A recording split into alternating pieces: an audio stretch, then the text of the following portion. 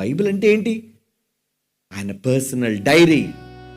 Bible అంటే దేవుడు తన మనస్సులోని విషయాలను బయట పెట్టుకుని రాసుకున్న తన వ్యక్తిగతమైన విషయాలు. చాలామంది డైరీలు రాసుకుంటుంటారు, వాళ్ళ పర్సనల్స్ కూడా రాసుకుంటుంటారండి అందులో. అంటే ఎవ్వరికి చెప్పనివి వాళ్ళ మనోగతాలు అంటారు వాటిని. వాళ్ళు రాసుకుంటుంటారు. ఆ డైరీ చదివితే వాళ్ళ మనస్సులో ఉన్నవన్నీ తెలిసిపోతుంటాయి. బైబిల్ ఏంటనుకున్నారు? God's diary. దేవుడు తన కోసం రాసుకున్న డైరీ కాదు ఇది, మన కోసం. ఎందుకంటే డైరీలో ఏం కనబడుతుంది? ఎక్కడ చూడండి, ఆదికాండం మొదలుకొని ప్రకటన వరకు ఏ మూలను మీరు తిరిగినా కనిపించేది మనమే, మీరే. మన కోసమే రాసుకున్నాడండి ఆయన.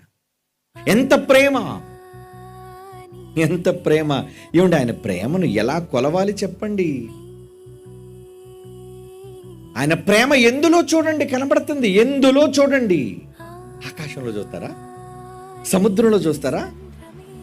చేయబడిన ప్రకృతి, దేవుని యొక్క అదృశ్య లక్షణములు అంటాడు. సృష్టించిన సృష్టమును చూస్తే అందులో ఏం కనబడుతుంది?